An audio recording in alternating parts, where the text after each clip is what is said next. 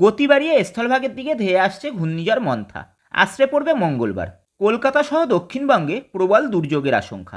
বঙ্গোপসাগরের ওপর দিয়ে স্থলভাগের দিকে এগিয়ে আসছে ঘূর্ণিঝড় মন্থা।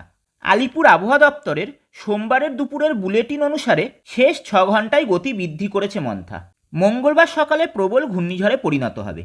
মঙ্গলবার রাতেই অন্ধ্র উপকূলে আছড়ে পড়বে। ঝড়ের সর্বোচ্চ গতি থাকবে ঘন্টায় 90 থেকে 100 কিলোমিটার। হাওয়ার বেগ ছুঁতে পারে 110 কিমি। মন্থার প্রভাবে কলকাতা সহ দক্ষিণবঙ্গের জেলাগুলিতে দুর্যোগের সতর্কতা রয়েছে। একটা বৈধ ভোটারের নাম বাদ গেলে 1 লক্ষ কর্মী নিয়ে দিল্লি যাওয়ার হুঁশিয়ারি কুণালের। বাংলায় এসআইআর শুরুর ঘোষণার পরেই তৃণমূল মুখপাত্র কুণাল ঘোষ বলেন, আমরা নির্ভুল ভোটারের তালিকার দাবি বারবার জানিয়েছি, তবে এসআইআরে যদি বৈধ ভোটারের নাম বাদ যায় তবে আইনগত প্রতিবাদ হবে।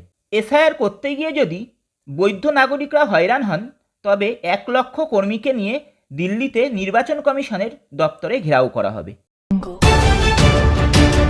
ঠাকুরবাড়িতে দেয়া হচ্ছে ধর্মীয় কার্ড। এসআইয়ের আবহে শান্তনু ঠাকুরের নতুন অস্ত্র সিএএ। রাত পোহালেই বাংলায় শুরু হচ্ছে এসআইআর। আতঙ্কের পরিবেশ তৈরি হয়েছে মতুয়াদের মধ্যে।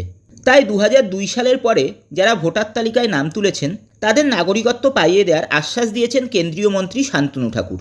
রাজ্যের বিভিন্ন প্রান্ত থেকে মতুয়ারা আসছেন হিন্দুত্বের কার্ড নিতে। শান্তনু ঠাকুর তাদের আশ্বাস দিয়েছেন, এসআইআরে যদি নাম বাদ যায় তাহলে সিএএ এর মাধ্যমে নাগরিকত্ব পাবেন তারা। বাংলায় এসআইআর জল্পনার মাঝেই বিরাট প্রশাসনিক রদবদল। বাংলায় এসআইআর জল্পনার মধ্যেই বদলি 17 জন আমলার। বদলি করা হয়েছে 10 জন ডিএমকেও।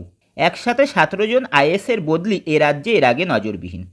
যারা যারা বদলি হয়েছেন তাদের মধ্যে অধিকাংশই জেলাশাসক। উত্তর 24 পরগনা, দক্ষিণ 24 পরগনা, কোচবিহারের মতো একাধিক জেলার জেলাশাসক বদলি হয়েছেন। উত্তরপ্রদেশে খুন বাংলার আদিবাসী পরিযায়ী শ্রমিক। সরব হলেন অভিষেক। উত্তরপ্রদেশে খুন হয়েছেন বীরভূমের আদিবাসী যুবক। পুলিশ সূত্রে জানা গিয়েছে মৃতের নাম প্রতীক হেমব্রম। উত্তরপ্রদেশের দিল্লি কানপুর রেল লাইনে নির্মমভাবে তাকে খুন করা হয়েছে বলে অভিযোগ পরিবারের। বিষয়টি নিয়ে সরব হয়েছেন তৃণমূল কংগ্রেস।